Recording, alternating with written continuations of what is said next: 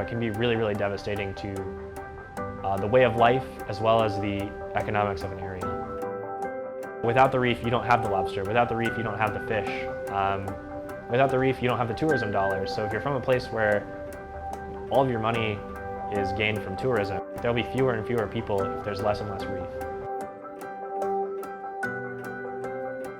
Corals are very sensitive, so there's always change. So you can go back one year to one spot, go back the following year and see something totally different.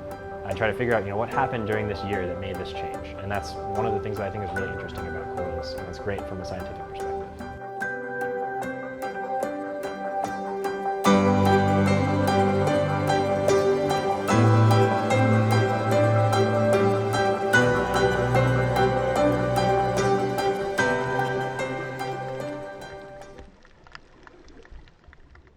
My name is Justin Baumann. I'm a third-year PhD student in the Castillo lab here at UNC in the Department of Marine Sciences. My focus is on the effects of humans and climate change on coral reefs.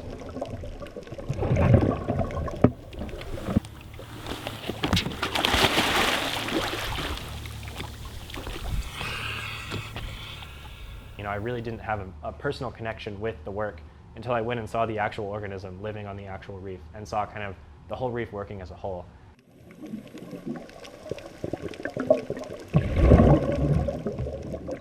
To see the context for kind of the research that you're doing, I think is really important. There's a deployer right here and a bunch of Psittaciaria, yeah? We're behind the reef for the time being. I'll go look where Justin is.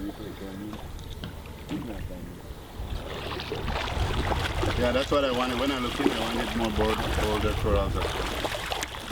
So we decided to go to Belize in the fall of 2014 because part of my PhD project is to look at how reefs across Belize are different. So we wanted to quantify the community structure of corals in different environments in Belize. So what I did beforehand was I looked at a lot of satellite sea surface temperature data, and I was able to figure out which areas of the reef were experiencing the hottest temperatures and the coolest temperatures, and also which areas of the reef were experiencing the most temperature variability over the course of a year and the least temperature variability over the course of a year.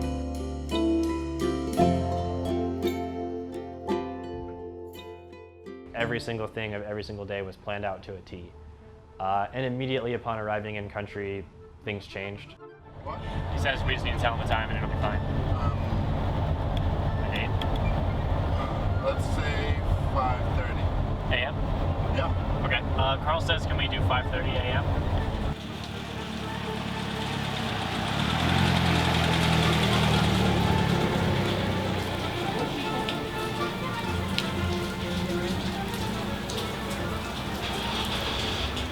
We didn't have our permit in hand, which means that anybody could have stopped us out there on the reef and said like, hey, where's your permit? And we couldn't produce it. Even though we had official documentation that we were granted one, we just didn't have one.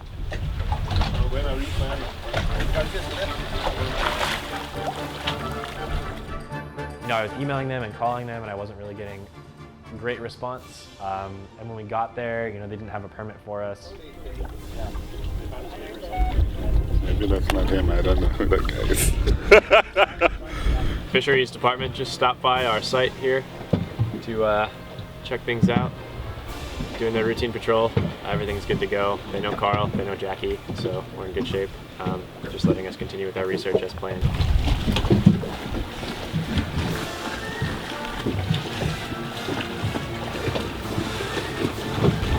It's government. It's just like the states. They take their time. They don't reply to emails, classic government and stuff. We stayed on an island 2 times, and I had no idea where the islands were. I didn't know how we were going to get anywhere. Like there was so many things that I just had no idea about. So we just talked to the owner of this dive shop here in San Pedro, and their boats don't go far enough south for us. So we're going to have a half day tomorrow. We're going to hit one site with the captain that we had today, Jimmy, down in the extreme high variability and high temperature site back behind San Pedro. We're going to have a half day, then we're going to go out the next day with Sea Sports Belize, which is actually the people we're renting most of our dive gear from down in Belize City.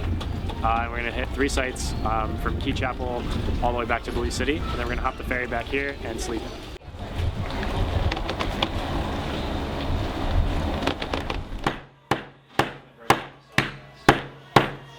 Yeah. Is he married?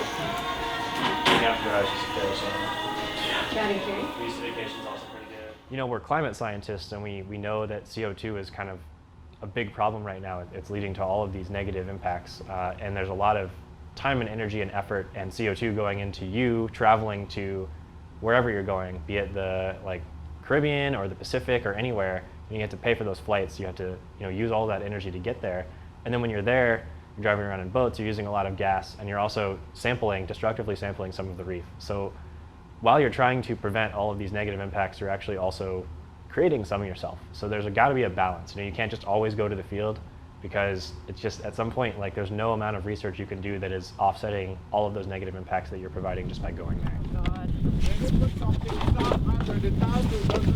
Okay, you want to grab my towel? It was in that, no, my towel. It was in that bag, whatever, yeah, in there. We're going to be taking small pieces of their tissue from the surface of the colony and preserving their RNA for transcriptomic work later. But the main point is that we need to be very fast, because the gene expression can change within minutes. So as soon as the coral's out of the water, we need to be quite quick in processing the corals and getting them into their little tubes. Got it? 495. So this guy here is a temperature logger, and it records the temperature every half hour, and it's going to record for the next year or so until we go back out and change the battery and collect the data. And this guy here, this little pendant, is a light logger. So we want to know what the hottest temperature every summer is, so that's why we have this. We also want to know what the what temperature variability occurs at our sites, and again, that's why we have this. And the light logger is just a standard use in the field. You have to know what the light is, because if there's too much light, the corals are going to get stressed, and if there's not enough light, the corals are also going to get stressed. So we just want to have an idea of what the light might be at the site. We're at our site 15, which is our extreme variability site in the north of Belize, just southwest of San Pedro, and we're hunting for corals. This is a site where we wouldn't expect to see a ton of corals necessarily, but we were hoping there'd be some here, so we're here looking for them. So far, no luck. All right. But at least we tried to find it, right?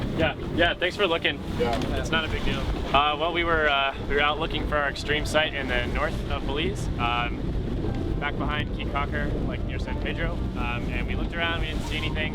We went into the mangroves, we didn't see anything. We went out into the flats, we didn't see anything. So there's no corals back there. So yeah, that's kind of important in its own way, but it's sort of a bummer. No sampling today. It's our last day of sampling. We're here in Belize City at Sea Sports Belize, which is where we rented all of our dive gear. We've got a boat ready to go out to our last 3 sites. We're just trying to get the last details figured out, and then we're going to head out, try to get 3 sites done in a couple of hours. It's going to be a bit of a rush. A little worried we're not going to get done. Not bad. 312.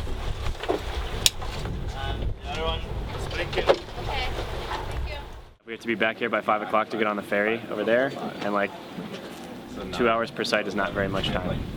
So we're up against the clock today. We'll see how we do. We set out with a couple of simple goals really for this whole trip, and the first one was just to find some sites. Find sites that are representative of cool areas with, small swings in temperature, and warm areas with lots of temperature swings. And we found those areas just like we hoped we would, and we were able to survey most of them. So 13 out of our 15 identified sites were surveyed, so I think I would call that a massive success. We expected to get half that many. The other point was to collect little samples of coral so that we could look at the genetics of both the coral and the symbiont that live inside the coral and see how they're different across all of Belize. We were able to do that at every site. So those were our 2 main goals. Those are really the only goals we had, and we completed both of them. So I think we were really very successful.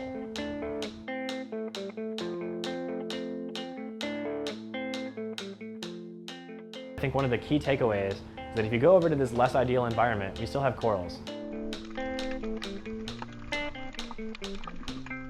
And the corals that are there, maybe they are genetically able to handle these issues better. As a result, even though they're not as pretty, even though there aren't as many of them, they might hold the key to the future of the reef.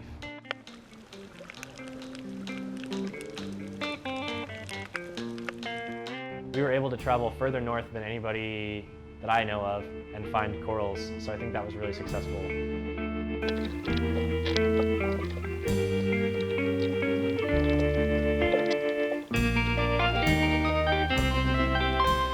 Way better than I expected to do.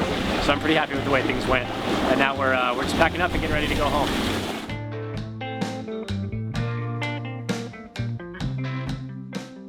So this trip actually kind of lays the groundwork for my entire PhD. The work to figure out which areas of the reef are the coolest and the warmest, that's kind of the beginning and the basis of all of my work.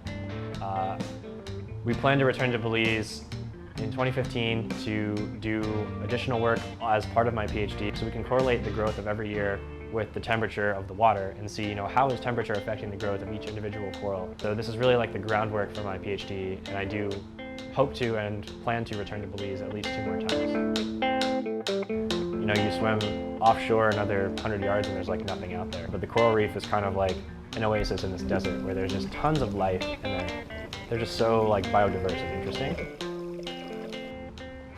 Is it too late to respond to climate change?